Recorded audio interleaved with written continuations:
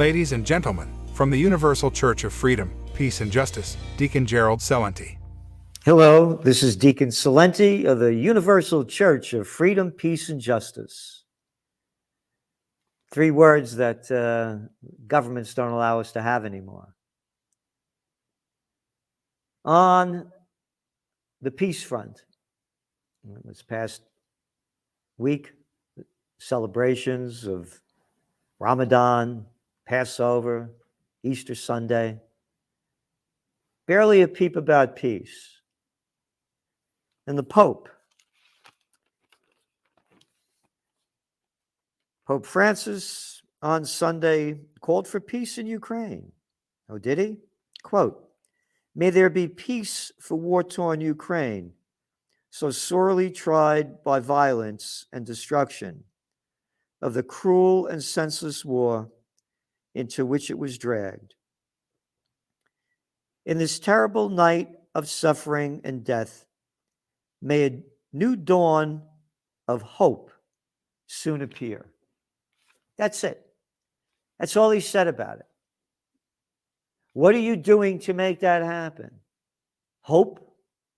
Hope is the most negative word in the metaphysical dictionary. How about hope and change we could believe in? That was by the President of the United States, Barack Obama, who's quoted in the book, Double Down, "I'm really good at killing people." This is the same President, Barack Obama, that said, quote, "Gaddafi has to go." Colonel Gaddafi, of course, was the head of Libya for many years, and Libya was one of the richest countries in the world, in Africa, rather. It was the richest country in Africa. And now it's a hellhole after he and NATO forces destroyed it. Hope and change you could believe in? How about no change? The change of a penny. Assad has to go, said Obama. Yeah, Assad, the president of Syria, that over 600,000 of them are dead because of the war. And now, about freedom and peace, this murderer of the United States is now talking about more censoring on social media, calling those of us and attacking those of us who refuse to get the Operation Warp Speed gene therapy inoculation, that we don't have the right not to obey what our leaders and the political establishment tell us to do. We are in a crisis of life, the likes of which I have never seen in my life or could ever imagine. More censorship. We are only supposed to believe, in his words, the mainstream media. Prostitutes, whores who get paid to put out by their corporate pimps and their government whore masters.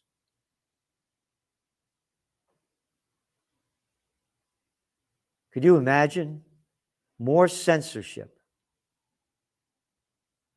Hope.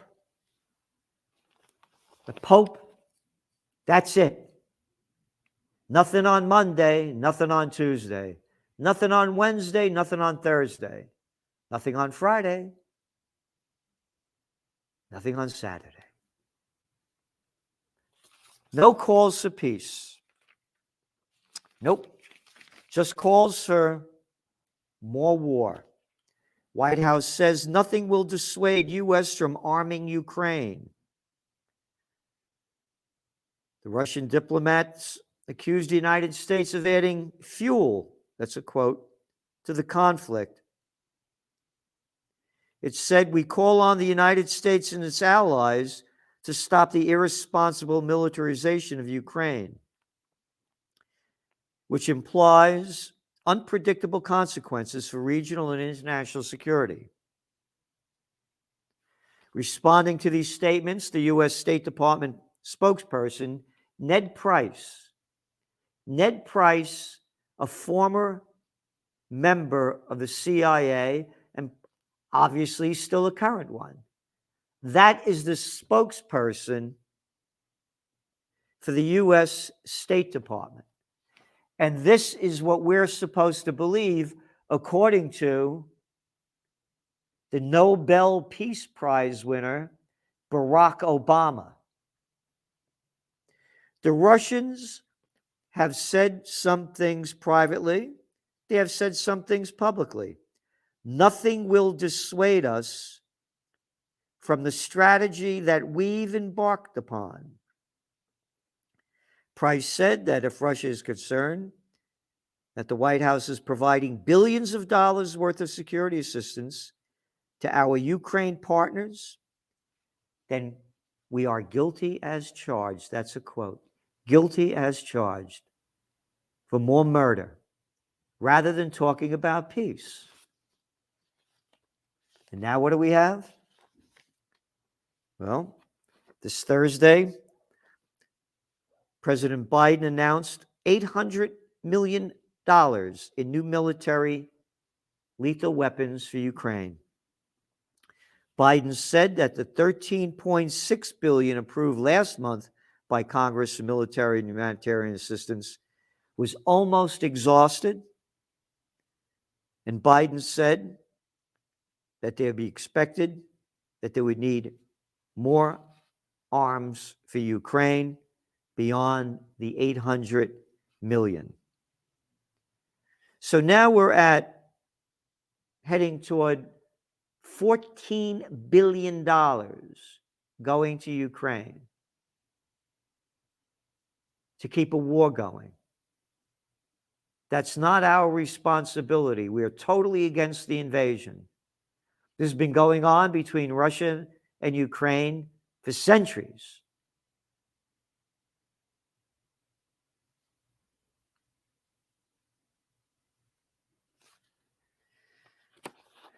And the sickness keeps spreading. Mariupol captured, Russia says. Russian forces have fully captured the key Donbas Black Sea port of Mariupol, according to the Russian defense minister. Yet more weapons are going, more destruction is happening, rather than a peace plan. Nothing. The latest is that Russia gave another peace plan to the Ukrainians, and the Ukrainians rejected it. Wimbledon calls time on Russian and Belarusian players over Ukraine war. The organizers of Wimbledon tennis tournament has banned players from Russia and Belarus from competing at this year's championship as the invasion of Ukraine continues to reverberate throughout sports. Could you imagine? How come they didn't ban all the American athletes from America's invasions of Vietnam, of Iraq, of Afghanistan, of Syria, of Lebanon? How come they didn't ban and put sanctions on Americans? How come they didn't steal the billionaires' properties that were overseas or freeze their assets? Why didn't the Russians and Chinese do that to the Americans? Why didn't the Russians and Chinese supply the Iraqis and the Afghans and the Libyans with the lethal weapons to fight the invaders? It's only okay for the United States and the NATO murderers. The other murderous gangs, they're condemned. And this is being accepted by a lot of the people. And a lot of the people don't accept it. But you know what they tell me? What are we going to do? What are we going to do? What are we going to do?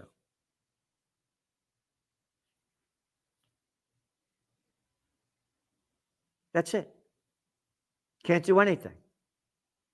That's all I get back from people. No fight. No warriors for the Prince of Peace. Haven't heard anything from the Mormons. Silence from the Seventh-day Adventists. Where are the Presbyterians? Maybe they were the Episcopalians. Where are all these religions? Why is it that only the Universal Church of Freedom, Peace, and Justice, week after week, day after day, hour after hour, keep preaching and trying to unite people for peace? No peace movements. No songs about peace and love. Where is everyone? Everyone's giving up. They're giving up to Satan, demonic. And Satan's not a fighter. Satan's a killer. This is destroying the sanctions that Americans and NATO have put on, destroying the people, and they're not fighting back. The World Bank has just slashed its global forecast, quote, citing Ukraine war. Well, if the Ukraine war is just between Russia and Ukraine, and they didn't put sanctions and taking all these measures, the Ukraine war wouldn't matter. Just as though the Iraq war didn't matter to the world. Oh, and speaking of wars that don't matter, how about the Yemen war? While the media keeps pumping and pumping and pumping the Russian invasion, virtual silence about the slaughter of the worst humanitarian crisis on earth. Brought to you by President Barack Obama when he supported the Saudi invasion back in 2015, when the Saudis announced the invasion from Washington, D.C., and President Obama sent the current Secretary of State, Anthony Blinken, to Saudi Arabia to help with, quote, intelligence, and using U.S. planes to refuel bombers that were going from Saudi Arabia to Yemen so they could kill and destroy the place. No words about that. Only the Russian war. Only the Russian war. Germany's producer prices rise at the fastest pace on record. They're up almost 31%. The highest since they've been doing is 75 years since the war ended. Because of the sanctions. Who is it hurting? It's hurting the people. The drumbeats of war are more than drumbeats. They're reverberating through the hearts and souls of the world.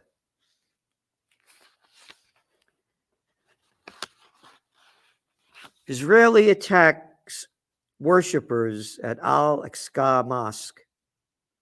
This is according to one of the reports that came out this week. They fired stun grenades, tear gas, and live rounds at Palestinian worshippers, marking the end of the second week of Ramadan. They beat and bound those captured, forcing them to lie face down in lines inside the mosque. Over a 4-hour period, Israeli forces used baton rounds and tear gas to clear the compound, with police beating journalists and women. According to the Palestinian Red Crescent, 153 Palestinians were hospitalized, while dozens were injured. Nearly 400 people were arrested. And it goes on. This is fine. Israel could do what they want. Russia can't say that that land in the Donbass region, when the people wanted separatism, could separate. No, they can't do that. But Israel could keep stealing land under the name of occupied territories. And the politicians of NATO and America support the brutality of the apartheid state of Israel. Call the apartheid state by human rights groups. So don't call me anti-Semitic.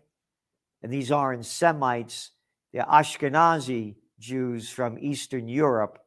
Semites are from the Mesopotamia area that stole this land, that if other nations did it, they would be attacked and brutalized by America.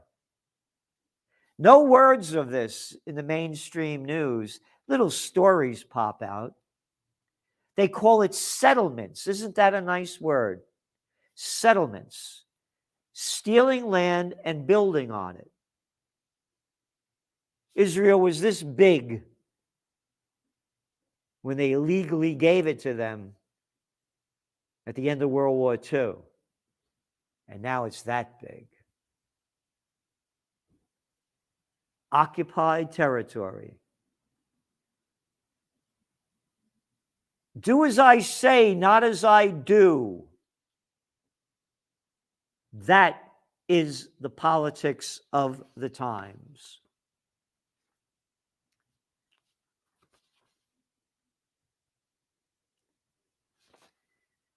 Woman catches COVID twice within 20 days, marking a new record. Oh no, Obama, murderer Obama. This isn't a conspiracy theory. This is from CNBC News. This is the kind of thing that maybe you want to get blackballed or blacklisted.